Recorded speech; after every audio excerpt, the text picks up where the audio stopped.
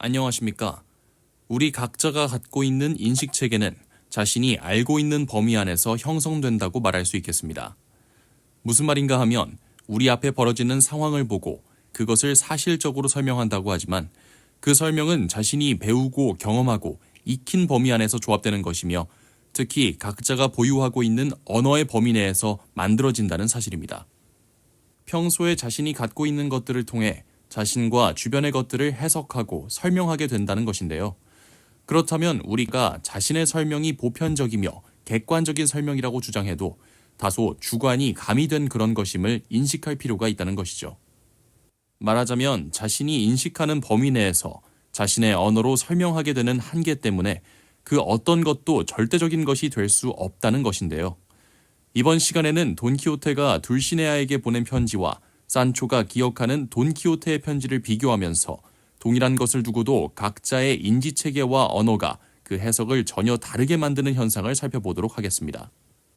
돈키호테 1권에는 돈키호테가 한참 모험을 하던 중에 산초의 제안에 따라 시에라 모레나 산에 들어가게 됩니다. 말하자면 객주집에서 그리고 길거리에서 만난 사람들과 여러 번의 대결을 했던 돈키호테는 이제 산속에서 고행을 하겠다고 하는데요. 아마디스 데 가울라와 롤랑, 즉 오를란도를 모방하기로 한 그는 스스로 사랑을 잃은 기사가 되어 참회와 고행을 위해 산속에 혼자 남기로 하고 산초를 시켜 둘시네아에게 편지를 보내기로 합니다. 한편 돈키호테는 둘시네아에게 보내는 편지를 쓰려고 했지만 마땅히 종이가 없자 산속 입구에서 주운 가방에서 발견한 수첩에다 글을 썼고 그것을 산초에게 읽어주는 장면이 나오는데요. 그 수첩을 갖고 가서 글을 써주는 사람에게 부탁해서 제대로 된 종이에 편지 내용을 옮겨 쓴 다음 그것을 둘시네아에게 전달하라고 산초에게 지시합니다. 한편 산초는 이 편지를 전달하기 위해 산을 나와 객주집 앞에서 고향 마을의 신부와 이발사를 만나게 됩니다. 그때 자신이 그 수첩을 갖고 있지 않다는 사실을 깨닫고 매우 당황해합니다. 작품에는 그 편지는 돈키호테가 가지고 있었고 산초에게 건네주지 않았으며 산초 또한 달라고 할 생각을 못했던 것이다라고 말하고 있습니다. 결국 산초는 흥분된 마음을 가라앉히고 자기가 그 편지를 거의 다 외고 있으므로 언제 어디서나 원하는 대로 옮겨 적을 수가 있다고 하면서 두 사람 앞에서 외우게 됩니다. 이때 재미있는 것은 산초가 외워 말하면 말할 때마다 내용이 엉뚱하게 그려졌다는 사실인데요. 그런데 여기서 우리의 흥미를 끄는 것은 원래 돈키호테가 불러주었던 돈키호테의 편지와 산초가 외운 돈키호테의 편지는 매우 다르다는 사실입니다. 먼저 돈키호테의 편지의 첫 대목은 다음과 같이 시작됩니다. 소베라나 이 알타 세뇨라. 이것은 저의 주인이며 하늘처럼 높으신 아가씨께라고 해석해 볼 수 있겠는데요. 여기서 소베라나는 영어로 사버런에 해당되는 것이고 알타는 하이니스에 해당됩니다. 이 표현은 주로 왕자나 공주 등을 지칭할 때 쓰는 것이니 돈키호테가 공주로 여기고 있는 둘시네아에게 아주 적절하게 표현한 것으로 볼 수 있겠습니다. 흥미로운 것은 이것을 듣던 산초에게는 전혀 다른 의미로 기억되었다는 사실입니다. 그는 객주집 앞에서 만난 석사 신부와 이발사 니콜라스 앞에서 이렇게 말합니다. 아이고 석사나리, 이거 빌어먹을. 그 편지가 왜 그리 기억이 안 나는지. 하지만 처음엔 알타 이 소바하다 세뇨라라고 한 것 같습니다. 네, 알타는 그대로 알타로 말했지만 소베라나는 소바하다로 표현하고 있는데요. 여기서 소바하다라는 것은 영어로 subdue에 해당되는 것으로 힘이 세고 위압적인 의미를 담고 있습니다. 이것은 아무래도 산초에게 형성된 둘시나에 대한 이미지가 투영된 표현으로 볼 수 있겠는데요. 1권 25장에서 돈키호테가 산초에게 둘시네아를 바로 엘도보소의 알돈사 로렌소라고 밝힌 게 그 원인이었습니다. 돈키호테와 산초의 대화는 다음과 같습니다. 아이쿠머니, 산초가 말했다. 그러니까 로렌소 꼬르추엘로의 딸이 바로 엘도보소의 둘시네아 귀부인 아시라고요? 그 원 이름이 알돈사 로렌소고요. 바로 그렇지. 돈키호테가 말했다. 그녀야말로 온 우주의 여왕이라도 되실 만한 분이지. 소인이 그 여자를 잘 알구만요. 산초가 말했다. 그 여자는 온 동네 힘센 청년들보다 힘이 더 장사여서 무거운 쇠절구질도 혼자 잘한다고 알고 있습니다요. 돈키호테를 따라다니면서 그가 공주님이라고 숭배했던 여인이 바로 자신이 알고 있던 로렌소 꼬르추엘로의 딸이라고 하니 산초에게는 공주의 이미지가 모두 사라지고 동네 힘센 청년들보다 힘이 더 세고 쇠절구질도 혼자 잘하는 그런 시골 처녀라는 이미지가 살아난 것입니다. 한편 이 내용 뒤에서도 산초 자신이 직접 둘시네아를 만나지도 않았으면서 그녀를 만나 편지를 전했다고 거짓말을 하는 장면이 나오는데 돈키호테와 산초의 대화는 다음과 같습니다. 그녀와 함께 서 있을 때 저 유명한 아라비아 사막의 향수 냄새 같은 것, 향그러운 냄새, 이름은 생각나지 않지만 그 뭔지 모를 기막히게 좋은 향기를 느끼지 않았나? 약간 남자 냄새 비슷한 냄새가 난다는 느낌이었어요. 아마 운동을 많이 해서 땀이 났거나 끈적끈적해서 그랬나 봅니다요. 돈키호테에게 둘시네아는 온갖 좋은 향기를 내는 공주님이지만 산초에게 떠오르는 시골 처녀 알돈사 로렌소는 여성이지만 남성보다 더 힘이 세고 그래서 남자 냄새가 나며 구체적으로는 겨드랑이에서 마늘 냄새 같은 것이 난다고 말하는 것을 기억해 본다면 소베라나를 소바하다로 표현하는 것에는 그녀의 힘센 이미지에다 소바꼬라는 즉 마늘 냄새나는 겨드랑이라는 이미지가 함께 가미된 것으로도 볼 수 있겠습니다.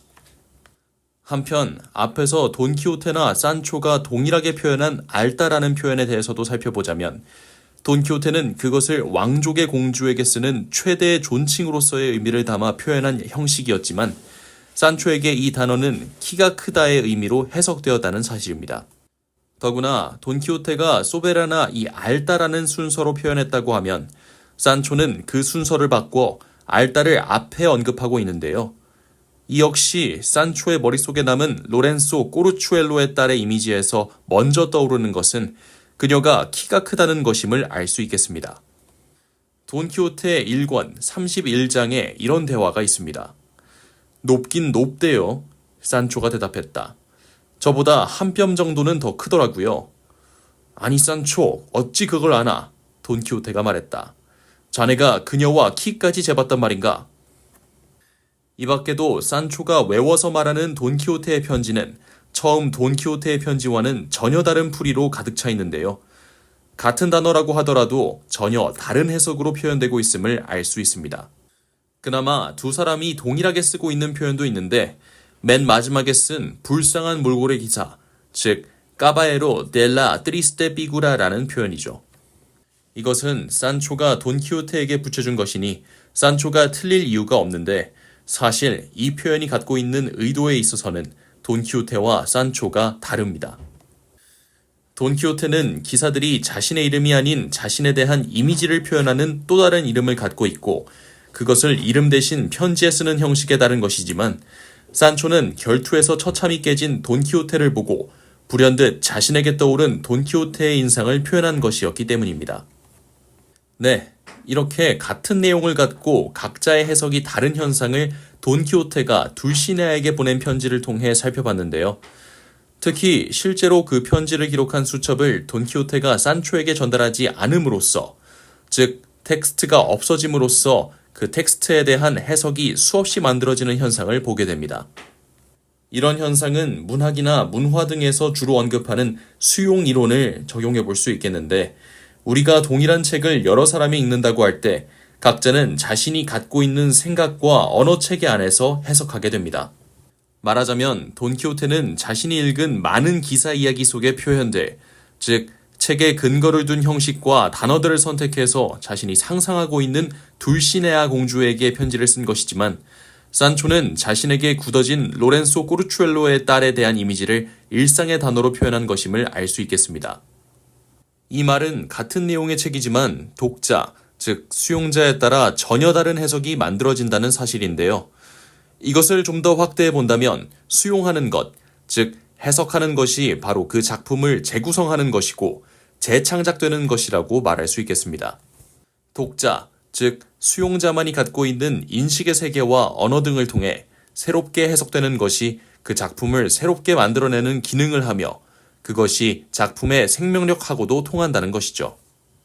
돈키호테가 그 수첩을 주지 않았고 산초조차 그것을 챙기지 않았으니 처음 돈키호테가 수첩에 쓴 내용을 읽어준 그것이 산초의 기억에 남았고 산초는 산초만의 개인적인 경험과 지식, 그리고 상상력이 형성하는 인지 체계와 그가 갖고 있는 언어로 자신이 기억하고 있는 것을 신부와 이발사에게 전달하고 있는데, 산초가 전달한 내용 역시 이 두 명의 수용자에 의해 그들 방식대로 또 다른 해석들이 내려지게 된다는 것이죠. 앞에서도 언급했듯이 사실 우리 각자는 자신이 갖고 있는 세계 안에서 상상을 하고 자신이 갖고 있는 낱말과 문장 등이 구성하는 자기만의 언어로 설명을 합니다. 이 말은 우리는 나 자신의 설명이 절대적이라고 말하지만 그것은 수많은 해석의 하나에 불과한다는 점, 그리고 우리 각자는 자신만의 눈으로 세상을 해석하고 있기 때문에 어쩌면 우리 모두는 허구를 만들어내고 있다는 사실을 돈키호테의 편지와 산초의 편지를 통해 다시 한번 인식하게 됩니다. 글쎄요, 여러분이 지금 말하고 있는 것은 진실입니까? 아니면 허구입니까? 감사합니다.